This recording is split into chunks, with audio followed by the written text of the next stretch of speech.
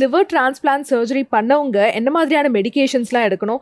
அவங்களோட work life balance வந்து எப்படி இருக்கும் after the surgery? Liver transplant அது நான் சொன்ன மாதிரி ஒரு 10 days to after liver transplant patient வந்து ஒரு 10 days to 15 days வந்து வீட்டுக்கு நம்ம போயிடுவாங்க. ஒரு 1 month மட்டும் கொஞ்சம் ஐசோலேட்டடாக இருக்க சொல்லுவோம். அது ஃபேமிலி மெம்பர்ஸ்லாம் கூட இருக்கலாம்.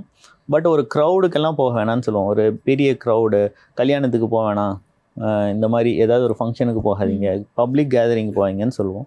நாளடைவில் ஒரு 6 monthsலாம் நீங்கள் எங்கே வேணாலும் போகலாம், ஒரு மாஸ்க் போட்டுக்கோங்கன்னு சொல்லுவோம். 1 yearல எந்த ரெஸ்ட்ரிக்ஷனுமே இருக்காது.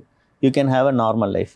வேலைக்கு எத்தனை நாளில் போகலான்னா ஒரு 2 monthsல நீங்கள் நார்மலாக எந்த மாதிரி வேலையாக இருந்தாலும், எக்ஸப்ட் ரொம்ப ஹார்ட் ஒர்க்கிங் ஜாபாக இல்லாமல் எந்த வேலையாக இருந்தாலும் நீங்கள் போகலாம்.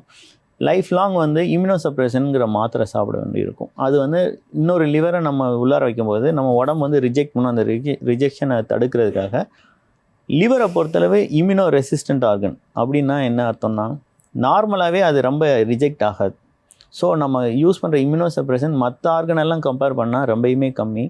ஸோ பேஷண்ட் நல்லாவே சேஃபாக ரெக்கவர் ஆவாங்க.